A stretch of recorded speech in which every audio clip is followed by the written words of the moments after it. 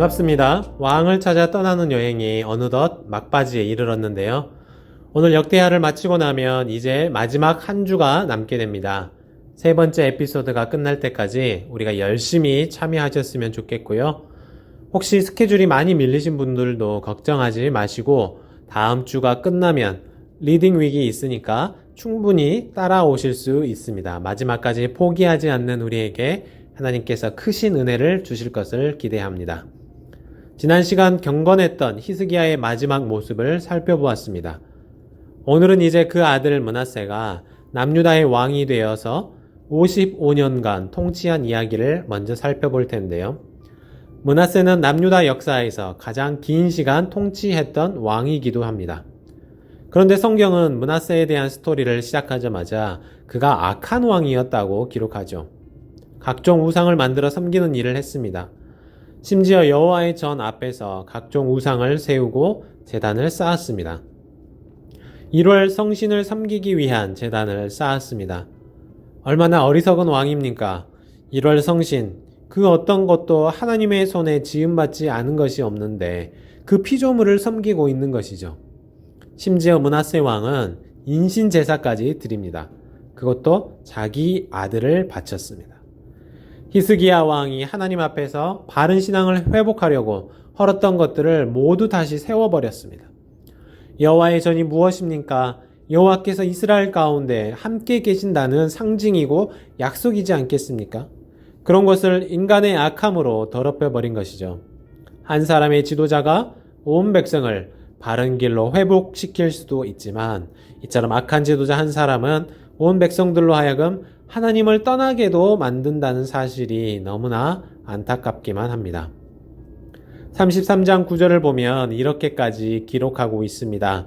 유다와 예루살렘 주민이 므낫세의 꾀임을 받고 악을 행한 것이 여호와께서 이스라엘 자손 앞에서 멸하신 모든 나라보다 더욱 심하였더라.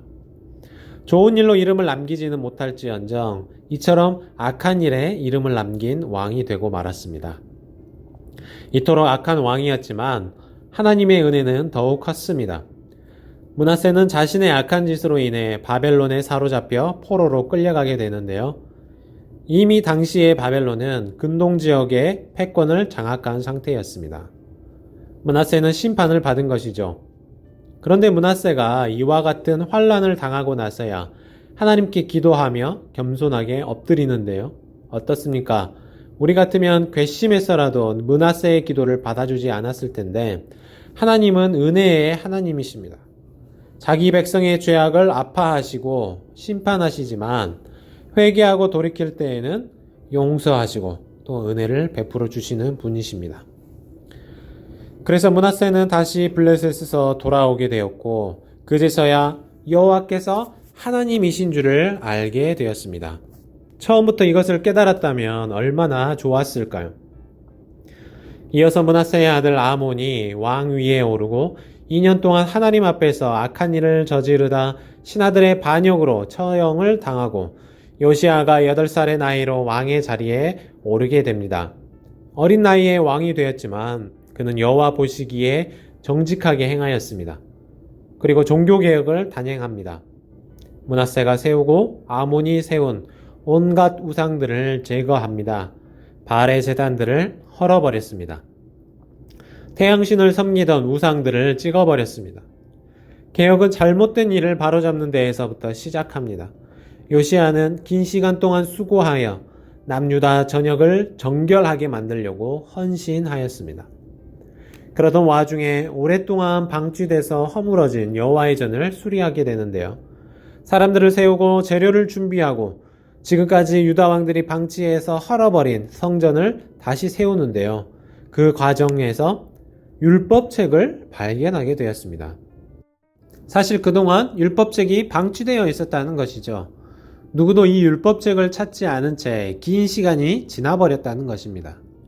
성전에 있는 그 누구도 율법책을 펼쳐보지 않고 이렇게 긴 시간이 흘렀다는 것은 정말 부끄러운 일이었습니다.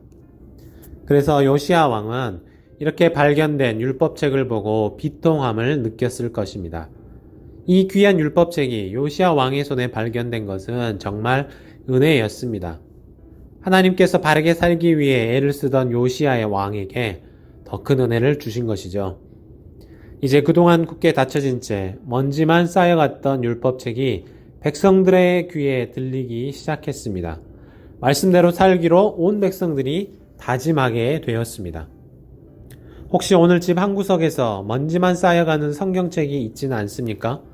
말씀을 펼쳐들고 하나님의 말씀에 귀 기울이는 하루가 되시기를 바랍니다.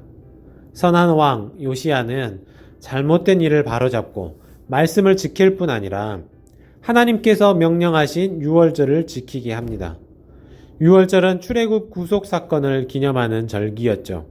이것은 하나님께서 지키라고 명령하신 절기이기도 합니다. 요시야는 온 유다 백성들이 구속의 기쁨을 회복하기를 원했습니다. 구속하신 여호와 하나님께 영광 돌리기를 원했습니다. 왕이 준비할 수 있는 최선을 다해서 성대한 유월절을 지켰습니다.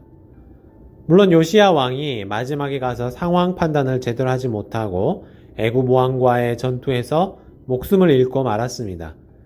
그러나 그의 죽음은 많은 사람들로 하여금 슬프게 만드는 죽음이었는데요. 이것은 요시야 왕이 통치하는 기간 동안 하나님의 말씀대로 살았던 선한 왕이었기 때문입니다. 이 죽음이 얼마나 슬픈 일이었는지 선지자 에레미야까지도 그를 위하여 슬픔의 노래를 지어 부를 정도였습니다. 요시야 왕은 그런 왕이었습니다. 선한 왕이었지만 남유다는 이미 기울어 가고 있었습니다.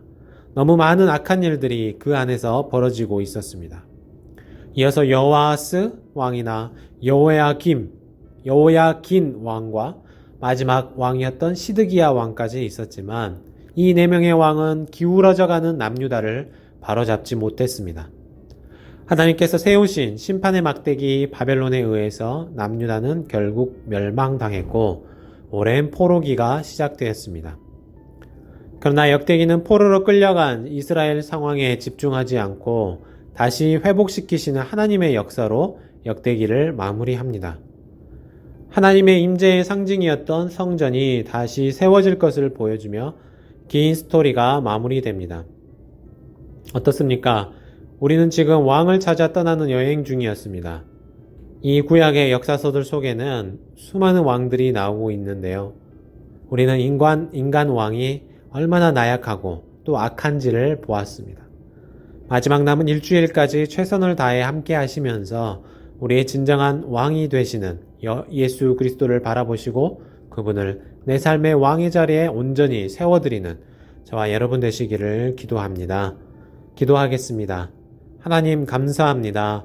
왕을 찾아 떠나는 여행을 하며 이스라엘의 수많은 왕들이 얼마나 쉽게 무너지고 또 하나님의 길에서 벗어나는지를 보았습니다. 오직 유일하시고 참 왕이 되시는 예수 그리스도께서 내 삶의 왕이 되어 주옵소서. 이 모든 말씀 우리 주 예수 그리스도의 이름으로 기도합니다. 아멘.